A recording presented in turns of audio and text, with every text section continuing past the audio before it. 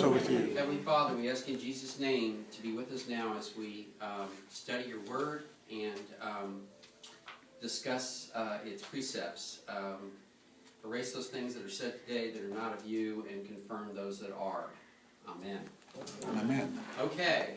All right, so last time we got to sort of a climax moment. We're in the throne room of God. We've just gone through a worship experience with God in chapter 4. There is the revealing of God's plan for the salvation of the world, but it's sealed with 7 seals, and nobody can open it.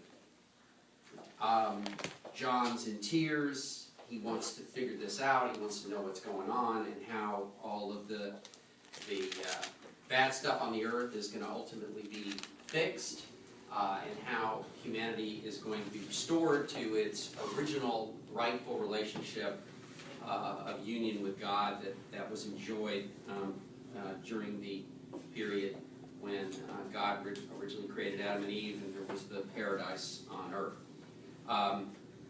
And the angels basically tell him, don't worry about it. There's a Lion of Judah that's going to come, and that lion is of the root of Jesse. And we're going to talk in a minute, or the root of David, sorry. And he's triumphed, and he's actually able to open this, the seals, the 7 seals. And John stops crying, he looks up, he thinks this is great, and what appears to him, not a lion, not what he heard. Keep that in mind, because there's several things that I think are help create the misunderstandings of Revelations, where John heard one thing, then he saw something else. So he heard that there was a Lion of Judah coming. He saw a lamb, and a lamb that had been slain.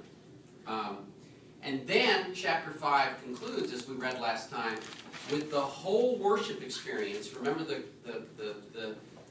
I've said over and over again that you can't read Revelation as a linear line that has a beginning and an end. You need to think of it as circles, where things go round, and then they start over again, and they get closer to the truth, and then they get closer to the truth, and then they get closer to the truth, and then they finally hit on the truth, so that there is, and they're retelling, each one of these circles is retelling the same basic theme. So we just had in chapter 4, the worship of God. He is worthy. He's the only God. He is absolutely worthy of our praise. He created all things. Now we have a lamb appears who's worthy to open the scrolls and reveal God's plan for salvation. And an entire worship experience starts all over again. And what is happening? Well, it's actually as shocking, it's equally shocking as the lion that actually is a lamb. We now see that the worship that is reserved for God alone, the one God, the supreme being of all the universe that created all things, that worship that is reserved for that being, the God of the universe, according to this vision, is deserved by the Lamb. Shocking. Think about it, right? This is a remember, Christianity, sect of Judaism, there was only one unique monotheistic religion in the world, in this entire world that we knew in the 1st century, and that was Judaism. There may have been a few Greek philosophers who reasoned themselves to some kind of monotheistic viewpoint of the world, but Judaism was alone of all the religions of the world in believing there was only one God and everything else was a pretend God. It wasn't real. That's what put them in so much conflict with the surrounding authorities and got them to the place where they had, remember what we talked about, they had certain exemptions. They didn't have to have military service. They didn't have to actually even pay a tax. They could pay their tax to the temple rather than to Rome. And they didn't have to participate in all of the various festivals where the gods were honored, the Roman gods were honored.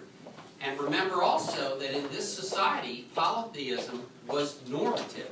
The reason why Alexander was able to conquer the known world and create it all in the image of Greek, and make the Greek religion, the Greek language, the language of the entire world, including Palestine. 250 years before Jesus appeared on the scene, the Hebrew Bible had been translated into Greek. Why? Because it was the language that everybody spoke. Everybody spoke Greek, including in Palestine. And so the entire world had been Hellenized as a result of Alexander. Why was he able to do this? Because he had one simple idea. Every city is going to have a temple.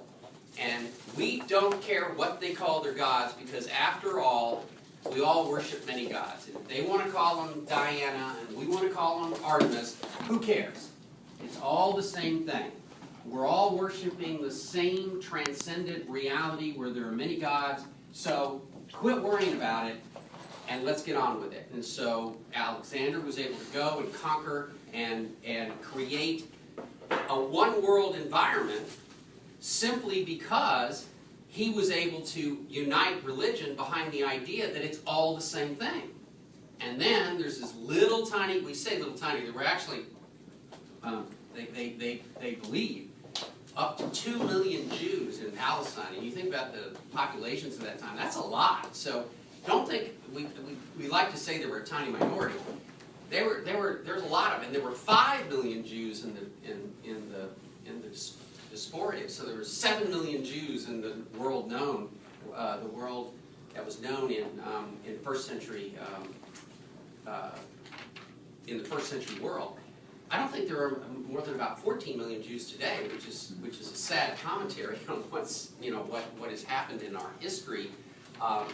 It's sort of like Ireland, where there are only I think 5 million, I've heard at one point, Irish people left in Ireland. And at the height of the potato famine, before they all left, there was something like 10 million. So they've never caught back up from what was lost as a result of the people who died in the famine themselves, and all of the people that left in order to get away from the famine. So, what was the point I was trying to make? The Jews were unique in the world, even though there were a lot of them. They were unique in the world in the sense of this monotheistic uniqueness, that they stood apart, and they believed that there was something unique about it. So, back to my point. This is a shocking story, vision. We all like to think that the concept of the Trinity, after all, our church is called Trinity Episcopal Church, that literally is written in the pages of Scripture somewhere, that you can look and I can show you the verse where the doctrine of the Trinity actually is said. And in fact, we like to think, Jesus said it. Maybe when he was sitting there on the Sermon on the Mount or something like that, he actually said, well, let me explain to you the doctrine of the Trinity. I and the Father are one, and somehow I'm a human, but I'm also God. None of that happened. I mean, there are hints in the Scriptures about this, but none of that really happened. It's interesting to me that if you ever study, the hints in the Scripture about the Trinity and how, several centuries later, the Church Fathers finally figured it all out. It's scriptures like this and references like this that made the doctrine of the Trinity necessary. I'm sorry I was late. Where are we? We're in the revelation of the fact that the Lamb is now being worshipped as if he was God, right? And he was in fact deserving of the worship, right? Of God. That's what I thought. I just wanted to. Yeah, that's fine. And so effectively, it's scriptures like this, references like this, and again, the entire circular train of the whole experience of the 24 elders falling down, of the whole worship experience, of singing hymns, starts anew in chapter 5, verse 6, for the Lamb that was just reserved for God alone. And it's things like this that cause people to effectively need to think through, well, how can this be possible? How can the God of the universe, who is only one God, allow, permit, and actually, as part of the vision here, it be clear that the Lamb, which is clearly Jesus, I mean, people think that there's, that somehow the Romans couldn't figure this code out. It's not very good code. It's clearly Jesus that they're talking about, and that he's deserving of the same worship as God. So that's the point I want you to see about where we are. I also want to remind you again as we move forward what I've told you over and over again, that Revelations is a roller coaster. So even though you can't look at it as or maybe not a roller coaster, maybe one of those spinning machines where you kind of start at the bottom and it spins you up to the top, and then it hurls you down to the bottom again. And if you look at it, analogies to all those kinds of things, well, we're being taken. If we look at the spinning machine, because of my concentric circle idea, if we look at the spinning machine and we're being taken up on this kind of, we'll pretend it's a tornado ride, and it's taking you from the bottom all the way up to the top of the tower. We're about to be plunged right down to the bottom again, okay? So we're being taken up, and what's happened so far is we've been taken to the throne room of God. God is shown to be worthy of worship. Now we've been revealed this sort of shocking fact that a Lion of Judah, which was what John heard, was worthy to open the seals, is actually a lamb that has been slain, and that lamb is worthy of worship. Couple of things that I want to say about this. One more before we dive in a little bit deeper. That is just so critical to understanding the whole Revelation theme. This is. I said it was shocking that the Lamb was worthy of God's worship. Yes, but it was also shocking to any Jewish apocalypticist at this time who believed that the world was soon going to come to an end and there was a new age going to be rapidly introduced by God. It would have been shocking to think that would have been introduced by a meek person who had actually been killed by the Romans, defeated by the Romans, and if you read the Gospels, who showed what? Uncertainty at the end, doubt, maybe, it's horrible to think about this, but maybe a little fear, questioning whether, if it's possible, take this cup from me, pain, and actual despair on the cross and abandonment by God. Think about all those things. That is absolutely the opposite of what a Jewish person expecting God to reveal his Messiah would have expected. We think it's all obvious now because we look at the reinterpretation of the Jewish scriptures that occurred later when the Christians are trying to reconcile themselves to, here is the fact of this is the person that we believe is the Messiah of God. Now how do we reconcile it with what we thought was going to be the Messiah? A military leader, somebody that was going to restore Jerusalem to its rightful place, get rid of these nasty Romans that were doing all these bad things, give them their comeuppance. That is not what's happened here, and John's making it clear. It's a lamb. It's a meek lamb. But guess what? It has power. It has 7 horns, which means all-powerful.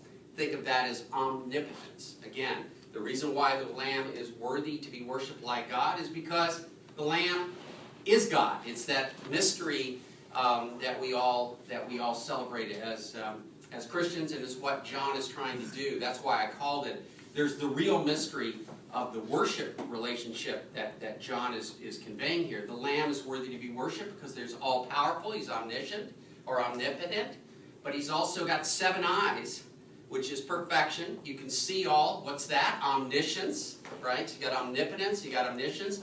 Those are both characteristics of God. The Lamb has those. So what we're getting is a lion's victory from the lamb. So the lamb is powerful, and the lamb is able to produce a victory, but like the lion, but it's not a lion. It's not going to produce the victory in the same way the lion would. They're not going to go out and devour and destroy. It's going to do it through self-sacrifice, and that's sort of the mission, or the reference that John is trying to get you here.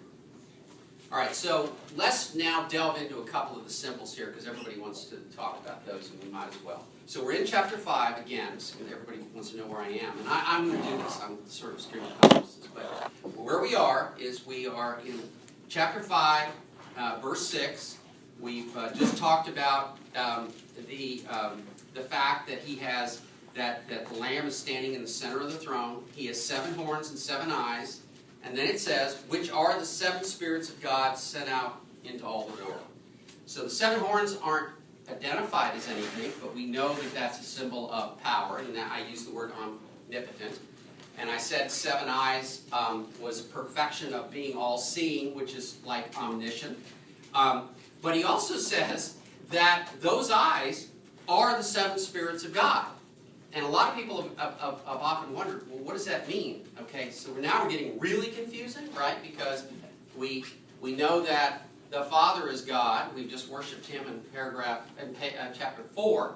We know that the Lamb, i.e. Jesus, is God, and we're now worshiping him in chapter 5. And now there's this concept of 7 spirits. Well, does that mean there's 7 additional entities or spirits of God? So we don't have 3 in 1, we have, what would that be, 7, 9 in 1 somehow. Well, I hope not. I hope that's not right. But in any event, and certainly that is not the tradition of the Christian church. So what does that mean? Well, there's been 3 or 4 other references, or at least 1 or 2 other references before we got here to the 7 spirits, and I kind of skipped over that because I wanted to wait till we got here. The 7 spirits of God, 7, remember, is a number that means perfection. So there's several interpretations of this. One is that the 7 spirits effectively means the Holy Spirit, which is the perfect Spirit of God. It doesn't mean 7 spirits. But if somebody got a Bible open, can they turn to Isaiah 11, verses 1 through 2, and if you could read it out loudly. There shall come from a shoot from the stump. There shall come forth a shoot from the stump of Jesse. A branch from his roots shall bear fruit, and the Spirit of the Lord shall rest upon him. A spirit of wisdom and understanding, a spirit of counsel and might, a spirit of knowledge and the fear of the Lord. Keep going. Oh, through 6. And his delight shall be in the fear of the Lord. He shall not judge by what he sees, nor decide disputes by what his ears hear, but with righteousness he shall judge the poor, decide with equity for the meek of the earth. He shall strike the earth with the rod of his mouth, and with the breath of his lips he shall kill the wicked. Righteousness. Okay, we got there. We got there. So how many? So there's one Spirit of God clearly in Isaiah 11, verse 2, right? But it has what? The spirit of wisdom and understanding, 1. Wisdom. 2, understanding.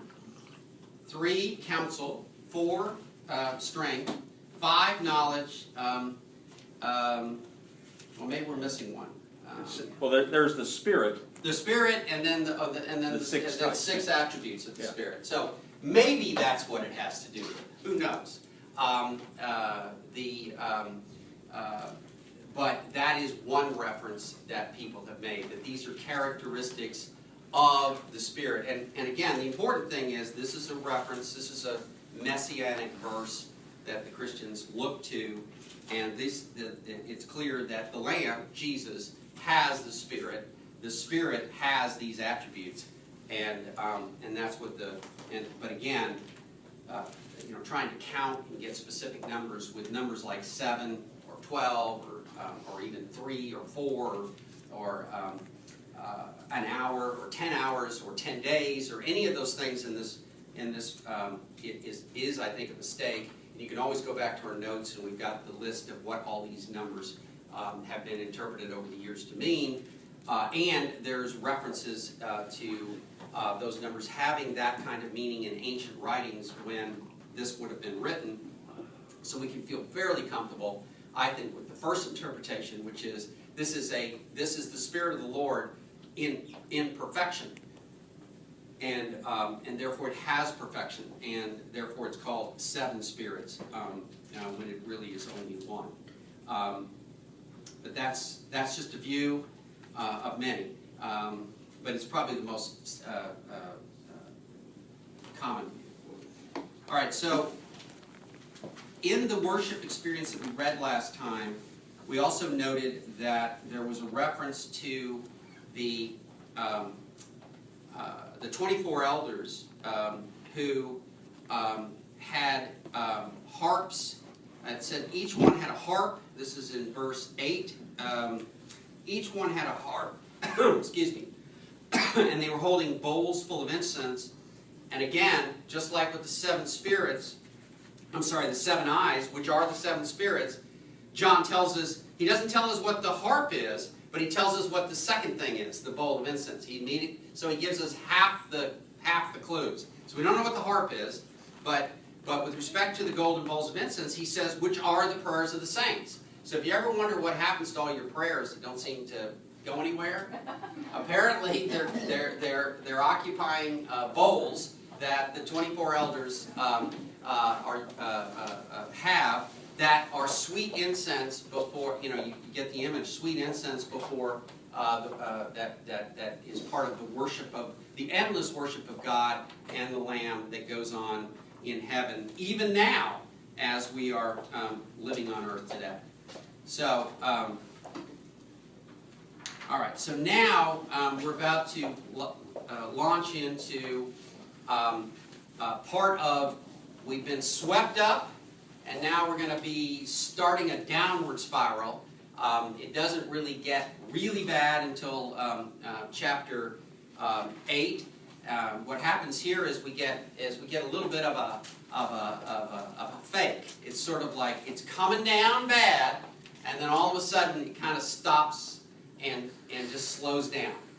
So just think about that as I read through, because I think it's important that we get all of this at once and not look at it verse by verse until we've heard it all at once. So we've been through chapter 5. We've seen the worship we've gotten chapter 4, which is the worship of God the Father. We've gotten chapter 5, which is the worship of the Lamb, the self-sacrificing Son of God, who is part and parcel of the plan of God to redeem the world, and is the one who is worthy to open the seven seals, which are going to reveal God's plan. And now we're going to hear about it. So here we go.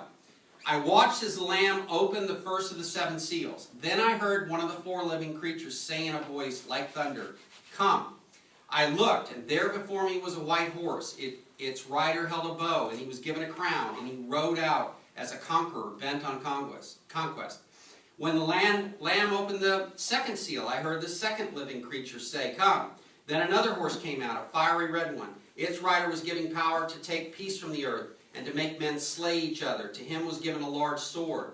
When the Lamb opened the third seal, I heard the third living creature say, "Come." I looked, and there was before me a black horse. Its rider was holding a pair of scales in his hand. Then I heard what sounded like a voice among the four living creatures saying, "A quart of wheat for a day's wages, and 3 quarts of barley for a day's wages, and do not damage the oil and the wine."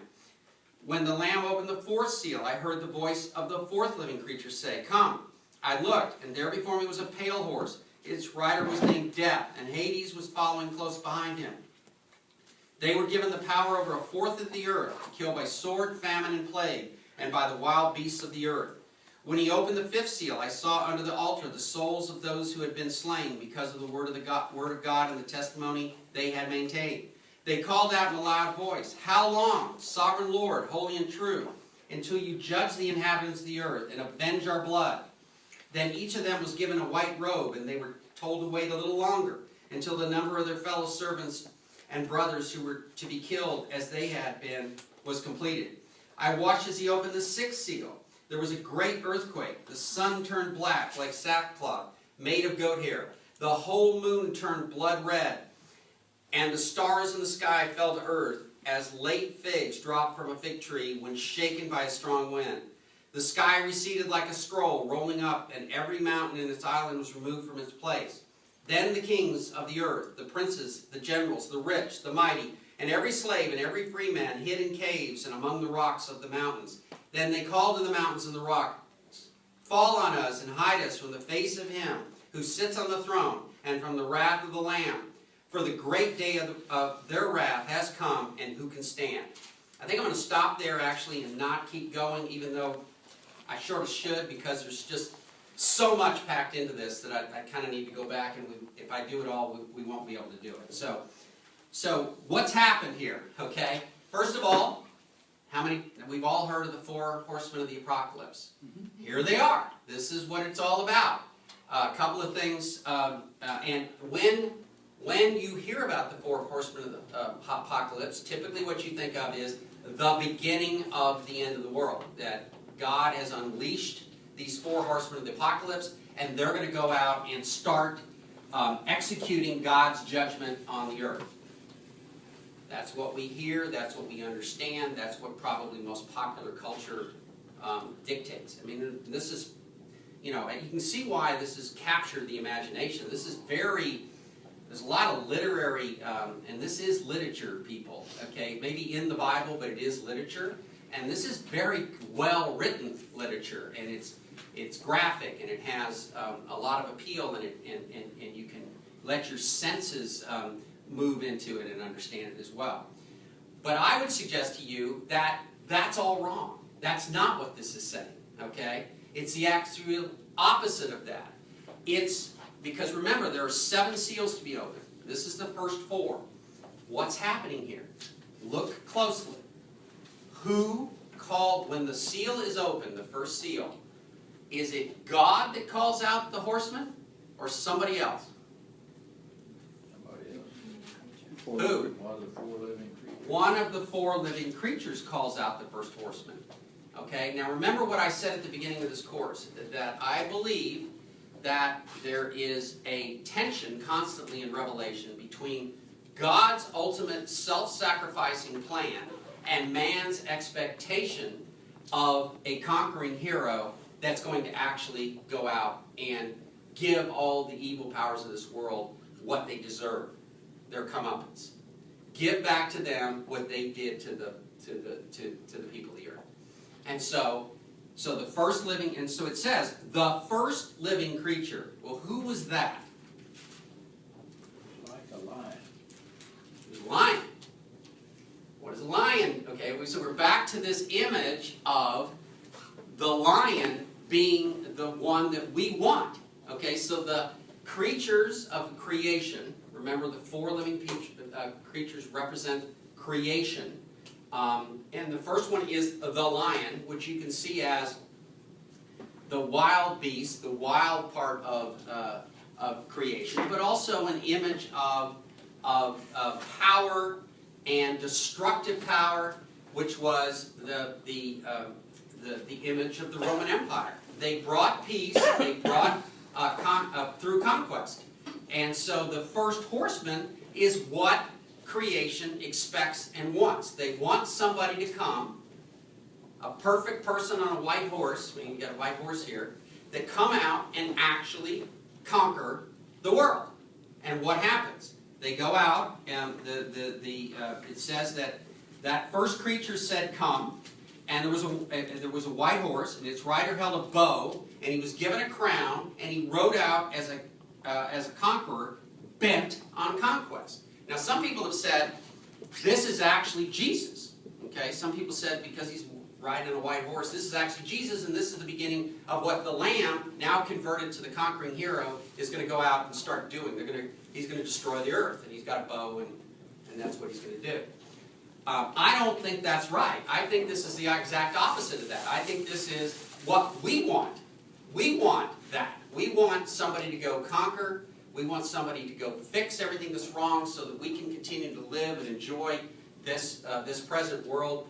as the rulers of the world, and basically be able to have all of the people that treated us badly destroyed. Okay? And what's significant, and why do I believe that? Well, Roman soldiers did not go around riding on horseback with bows and arrows. Okay? So this is showing you that there is somebody, a conquering hero, a conquering something that is going to destroy Rome, because Rome is not like this. Rome is the conqueror. There's going to be somebody else coming out and destroying Rome, which is, again, what we wanted. The only people that used bows and arrows were people on the fringe of the Roman Empire that were called the barbarians. So I think there's at least a hint that that's a possibility. Now, again, nobody has to, just because I'm sitting up here, teaching, doesn't mean anybody has to agree with me about any of this. That just happens to be my view, and I think the view of some others, but not everyone. It was interesting. I think I actually got, I don't know how it got through my spam filter, but I got an email. It's sort of funny. I got an email at one of the, those crazy ones that kind of comes through every once in a while, and it said, learn why the world will not last through the end of Obama's current term. And click here or something like that, which of course I wasn't going to do. But and but it actually intrigued me. So I actually went back and if you just click on like end times, you can literally find charts and diagrams and all kinds of things that tell you exactly where we are in this linear timeline that is supposedly taught in Revelation, and you can also find a lot of references to people who would actually treat this first horseman of the apocalypse as part of God's divine plan to wreak vengeance on behalf of the saints, which of course doesn't come until later in the end of chapter 6, when the saints start begging for that. But again, what I see is you've got the saints doing the same thing that faithful people of God have done ever since the beginning of time, because the Jewish people used to do this as well in the scriptures. How long, O God, is this going to continue? And the answer was, and before you're going to put our enemies under our feet and destroy them. And so here, the first creature is calling that out. So out of the plan, God's giving us a vision, in my opinion, about all of these visions, of what it would be like if we did this is God speaking, what you want me to do, this is what it would look like. Okay? So think about that. Again, I don't have to be right about this. Just think about that when we go through the rest of these visions, that this is a vision of what it would be like if God did what the people wanted to be done. Okay? So the first vision is, okay, I'm going to send out this white horse, and they're going to just conquer and conquer and conquer and conquer, and they're going to wear a crown, and they're going to kill everybody. That's the first seal. The second seal, I heard the second living creature. Okay, so it's not God calling these things out of the seal. It's not the lamb. It's the creatures saying, come, bring it on, bring it on. And what's the second one? The second one is a red horse with a rider that was given power to take peace from the earth and to make men slay one another. So, and to him was given a large sword. So now we got the person with the bow and arrow out, conquering, and now we have somebody with a large sword that's just going to slay everybody and kill everybody. And so more of the same. And it's the second creature who's the second creature? Just so we keep these people straight. Go back to Fire red. Second. Oh yeah, he's the ox. Right? He's the ox. So we have the representative of the wild animals, the lion, and now we have representative of the domesticated, And when you think about domestication, you think of peace. And so the people who are currently living in peace under the Roman Empire, but are being oppressed in order to create that peace, want that peace destroyed. So, you think you're domesticated, it's all great, but this is going to come to an end, and you have them, that being the second horseman. Then, when the Lamb opened the third seal, I heard the third living creature say, "Come." And who's the third living creature? The man. No, it's actually the man. That's actually the human, right? And this is interesting, because what does he want? Well, Commerce. he wants the economic system. He wants the economic system that is keeping him oppressed, if he's one of the saints, because remember, you had to belong to a guild, you had to go through all these things in order to get to earn a living. He's being oppressed by the very economic system that's working, and he's basically saying, Lord, destroy this economic system, because it's not working for me. And so what happens is the economic system is destroyed, and it costs, this is inflation gone crazy. That's what this is all about. If you thought about, there's all kinds of scenarios about what would happen if, with the cyber warfare and all of that, if suddenly, and actually pretty scary if you thought about it, because everybody keeps their wealth in some kind of an account. What would happen if the computers just shut down and nobody knew how to retrieve all of this data that says how much money you save? It would just be gone. That's a pretty scary scenario for people that have worked all their lives to try to for retirement or whatever. The economic system is another piece of the potential destruction of the world that is being called forth by those that want vengeance, if you will, on the world, because it's evil. By the way, John makes no bones about it. The world is evil, and these are all things that could be legitimately a means of dealing with that evil. So we could destroy them. We could with a sword or with a bow and arrow, or by destroying the economic system. And then finally, the fourth seal is open, and it's a pale horse, and its rider's called Death, and Hades is close behind him. Hades is just the place of the dead. That's not necessarily hell in the way we think about it. And they were given power over a fourth of the earth to kill by sword, famine, and plague, and by the wild beasts of the earth. Now, what is that? Well, that's unleashing the existing system of death. That what is the absolute certainties, death and taxes? Sometimes, I guess it's both, because you can get taxed even after you're dead. But so it's not like either. So death and taxes are an absolute certainty. Death is part of the condition of humanity.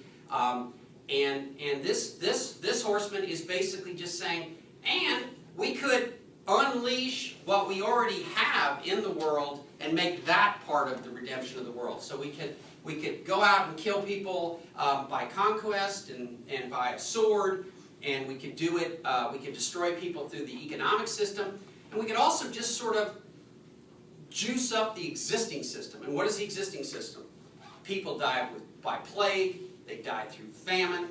They die by wild beasts, because they just happens. I mean, it's a wild world out there where wild beasts are at war with creation. Everything is messed up in this world because of the original fall, and that fallenness has created death, and because of death, people die, and maybe a fourth of the world is going to just disappear. It's symbolic, in my view, of the idea that death, you could just let death have a free hand, and that could fix the problem, because a fourth of the world is probably the people that are mostly evil, and if we could just get rid of them through the existing forces of death, whether it's famine, plague, hunger, or wild beasts, just unleash the wild beasts and force them, get them all on the bad people, and that'll wipe out a fourth of the world, and that'll fix all the problems. So those are the sort of the four horsemen called forth by the creatures, not by God, by the creatures, to be part of the plan of God's salvation. Now watch what happens. They open a fifth seal. And what does he see? Again, nothing, this is supposed to be a revealing of the plan of God. Keep that in mind as we get through this. For the salvation of the world. It's a fifth seal. The fifth seal is there's a revealing, not of some kind of destructive force on the world, or we're done with the four horsemen now, but a reference to where are all these people that are suffering for the faith actually, what has happened to all these people? According to this, they're residing under the altar of God. They're in God's presence. There's a lot of speculation. It talks about souls and all, but they're inhabitants of heaven today. This is probably the only reference, specific reference. I don't know.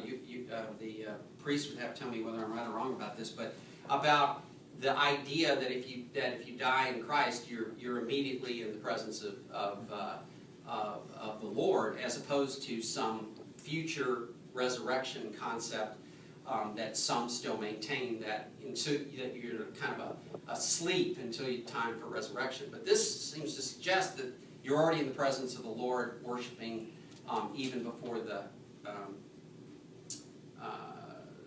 ultimate redemption of the world.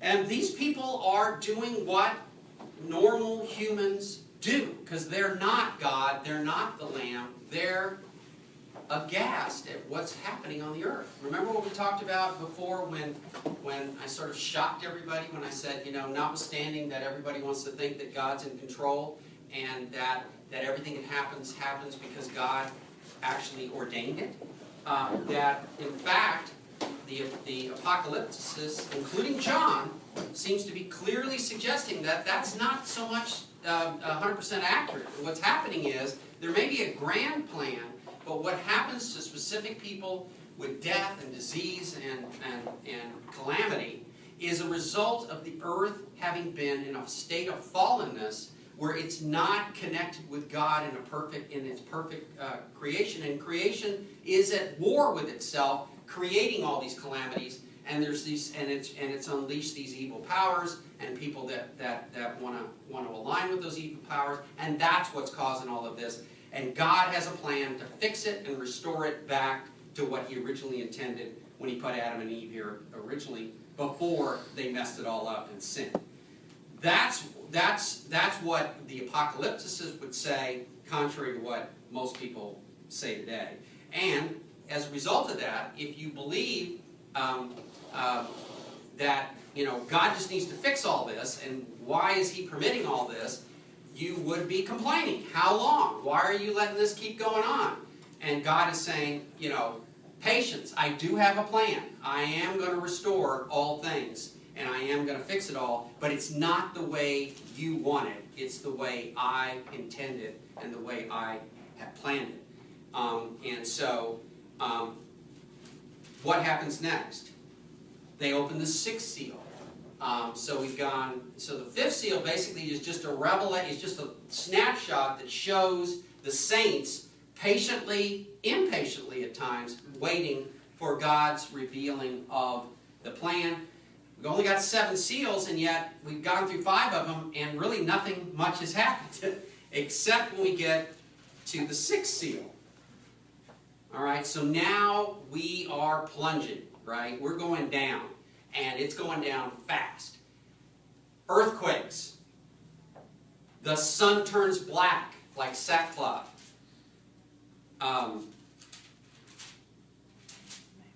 The whole moon turned to blood, and the stars in the sky fall to earth as late figs drop from a fig tree. It sounds pretty bad. The sky recedes like a scroll, rolling up, and every mountain and island is removed from its place. That's just stunning, right? I mean, we're talking about, in fact, if you read some of these fanciful, what I think is clearly fanciful notions of history written in advance and all that kind of stuff, actually suggests that what this is saying is that the world has this huge kind of upset, like the movie 2012, when the whole world was flooded and all the tectonic plates are moved around, and so all of a sudden the United States, instead of being shielded by the Pacific Ocean and the Atlantic Ocean from invasion from anyone else, including Russia and all these other kinds of places, that all disappears, and the plates are put together, and the United States is now a part of Europe, and so that's how all of this is supposed to, and this is how it starts, and then of course you get into some of the other stuff that comes later, which they would view as, these are all steps. Now, how the world survived all this, by the way, what I just described, if it was literal as opposed to symbolic, I don't quite understand. That sounds like the world just ended, what I just described, but not according to those that would look at it that way. Look at it as an actual history lesson. But the point, I think, here is this is an announcement of God's intervention in the world in a big way. Think about it as everything that you need to do to shake up the world to make them know that God is finally going to intervene has happened. And what happens? The kings of the earth, and so God is announcing, I'm about to intervene on the earth in a big way.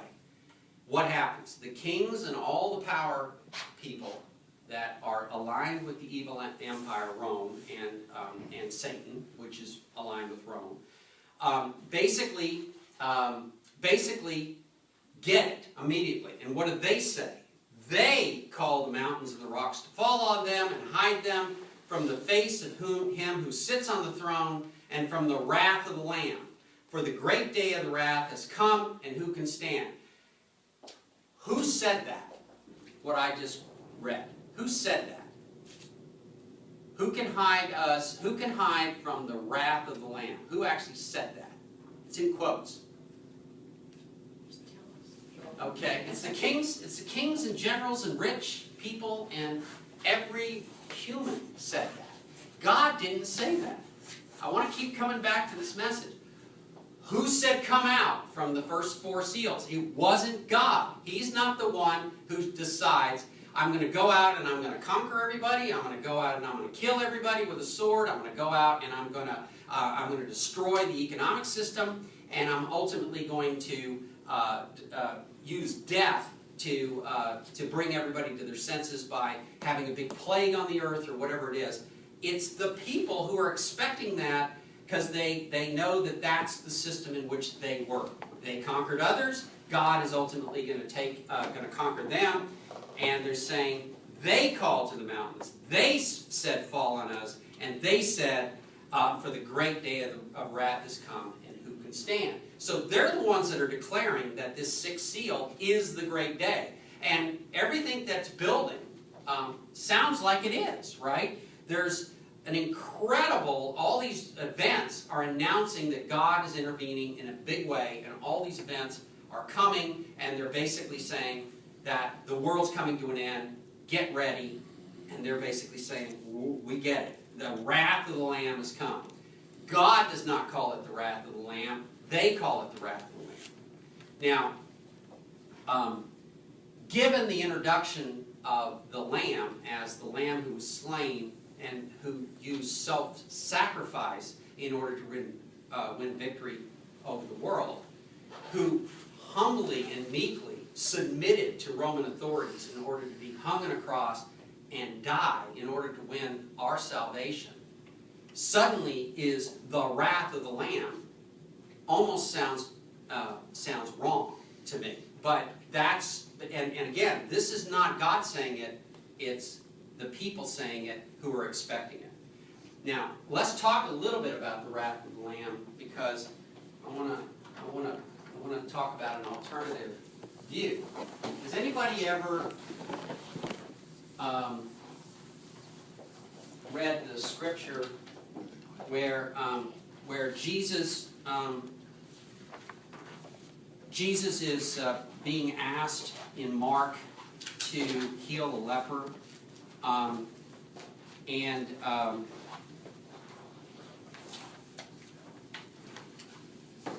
He's being asked to heal a leper. I'm trying to see if I can. And basically, it says that in most translations of the Bible, this is Mark 1:40 through 41. In most translations of the Bible, the leprous man asked to be healed. He says, "If you will, I can be healed." And it says, Jesus, in most translations of the Bible, filled with compassion, said, "I will," reached out and touched him. There are older manuscripts of Mark, including the ones that don't contain the last, anything past chapter 16, verse 8, about, the extra ending. Those older manuscripts do not say he was filled with compassion. They say he was angry. Say, Jesus, angry, said, "I will," and reached out and touched the man. Or, I think if you look in your New International Version, I think, which is what we use, it says, indignant. Jesus, being indignant, reached out and touched the man. But those are not contradictory. He was angry at the disease. I agree with you. That's my point. And that's my point. The idea, I think this, what most people believe happened was one of the monks sitting there with the candle, copying Mark, in the Middle Ages sometime, reaches that verse and he just can't quite bring himself to copy it as indignant or angry, and he changes it to compassion. That's what some people think happened. And that's the reason why some of the later manuscripts say that. Now, other people, I don't know what other people think, but in any event, that is a widely held scholarly view, is that that's what happened. Because they misunderstood the point you just made, that Jesus was in fact angry. Well, what was he angry about? Well, he was angry at what had been wrought on the earth since the beginning of time, when the original plan of creation had been thwarted by humanity, which had been given the power to subjugate the world to the powers of darkness. And that's what they did. So they actually had a choice to make. They could continue to worship God, have a relationship with Him, have union with Him, have spiritual connectivity with God, be able to walk in the garden with Him, to talk with God, to commune with God, or they could make a choice to sin. Again, I don't think it matters whether it was literally eating some fruit, or if that's just symbolic of a choice that was made to actually subjugate the world that they were given dominion over. So because they were given dominion over, when man and woman fell from God's ultimate plan and ultimate connectivity to Him, the whole earth fell. And that's really a teaching of basic Christianity. It's sort of Christianity 101 that a lot of people miss. The earth is fallen. It is a mutated form of its original self. To say, for example, that something is, quote, natural, and that's our basis for determining whether it's right or wrong, is actually sort of a weird concept. It's also natural frankly, for people to kill one another. That's natural. That doesn't mean that's what we should do.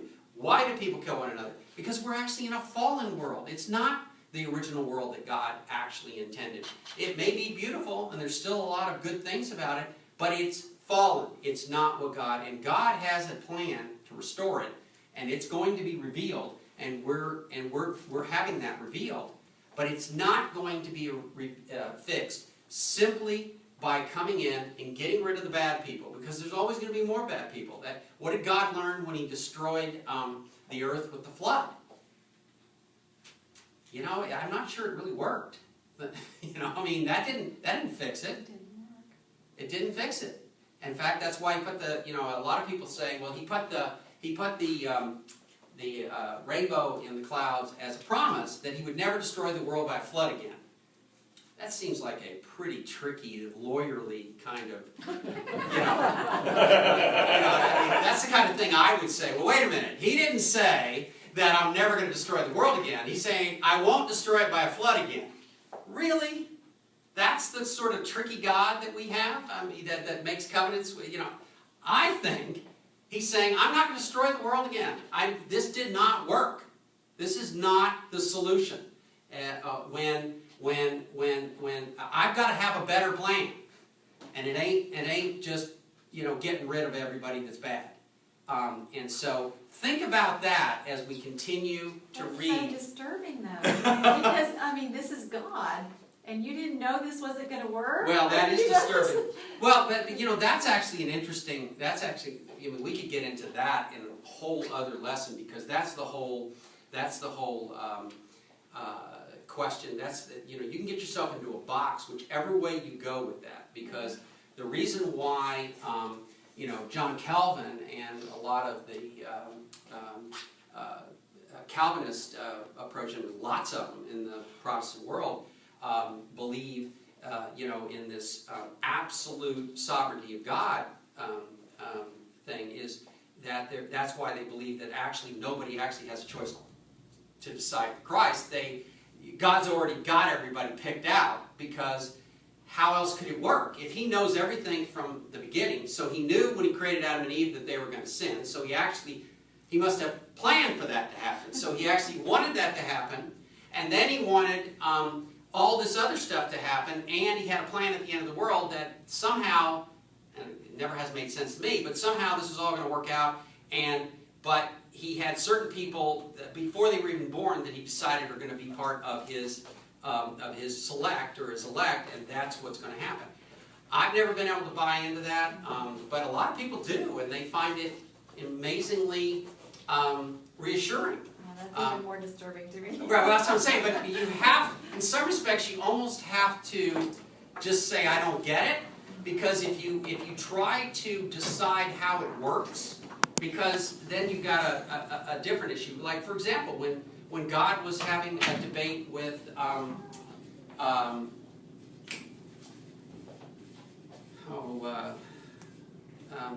Sodom and Gomorrah, Oh yeah. he was having a debate. What's the guy's name? Huh? Abraham, wasn't Wasn't Abraham? Lot. It was Lot. Lot. So it was Abraham's nephew. So Lot, he's having a debate with Lot, and Lot says, hey, if I can find 100 people, Yeah. will you not destroy the earth? And God says, yes. So the question is, was he just playing around with Lot? Maybe, because it didn't work, right? Nobody ever did. Or was he actually trying to make a bargain, and he thought, well, look, if you can find 10 people, I won't destroy the city, and then it didn't happen. The answer is, I don't know. God is omniscient. He's omnipotent. But I also believe that people have choices, and we can have a choice about which way we make decisions. And our free will actually means something, because the idea that we can have free will but it doesn't really mean anything is just something I can't grasp. So, but I also understand the other side of that argument. But I think once you start trying to go too far into boxing things into formulaic approaches, you lose again some of the mystery, which is what I'm trying to do with Revelation. This is a great mystery, and we're given a glimpse of it. We're not supposed to then say, okay, this is what all of this means. It's a tapestry, it's a kaleidoscope, and we need to look at it and say, well, isn't that interesting, and isn't that a glimpse of God? Because most of this is about worship, and how we worship the living one, and the person who was concerned enough about his creation to basically become incarnate and die for us. And that's the amazing part of our relationship with God, I think, is that even though He made us, but we still surprise Him. even though he knows everything. Maybe that's a good way to, maybe You that's a know? good way to look at it. He still likes to be surprised by us and allow us to have that free will to do things that he's not sure which way we're gonna go. Otherwise, how would it be a relationship? It wouldn't be. Right. Yeah. Well, with that, I think we'll conclude for the day, and next week we will get into the rest of the sixth seal. But I want you to read ahead, and I want you to watch what happens when the seventh seal opens. What are we gonna read? What chapter? So I would read through. Well, we probably need to go definitely through chapter 8. Okay. Thank you.